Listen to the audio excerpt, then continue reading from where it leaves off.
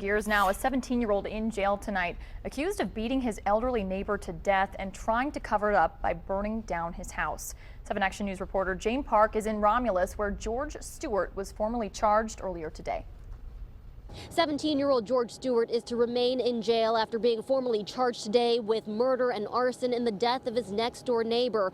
Meanwhile, friends who knew him well are at a loss as to what exactly happened. I believe he did it.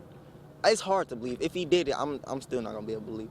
Malik Jones, coming out of the courtroom Thursday, tells Action News the man who committed such an unspeakable crime can't be the friend he's known and loved all these years. When he was with me, he never got in trouble, is what I'm saying. 17-year-old George Stewart kept a straight face as he was formally charged Thanksgiving Day with first-degree murder, felony murder, and arson in the death of 91-year-old Paul Munchnick. Investigators say the teen beat his next-door neighbor to death, then tried to cover his tracks by setting his house on fire. He even gave an interview to Action News early Monday morning outside the house on Bentler near 8 Mile and Losser. It was real crazy. I wouldn't think nobody would do that to a 91-year-old. Police say Stewart then drove off in his neighbor's van and was caught on camera at a nearby gas station buying gas to set the house on fire.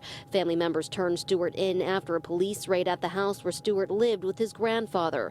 Malik Jones says a cryptic text message last week was the last time he heard from Stewart. He was like, "I love you." And I'm like, "I love you too." But I'm like, why would he say that, you know? That came out of nowhere, but why would you? What possessed you to do that? What pushed you that far to do something like that if he did it? Okay, because of the seriousness of these charges today, sir, there will be no bond for you and you will not be released. Do you understand that, sir?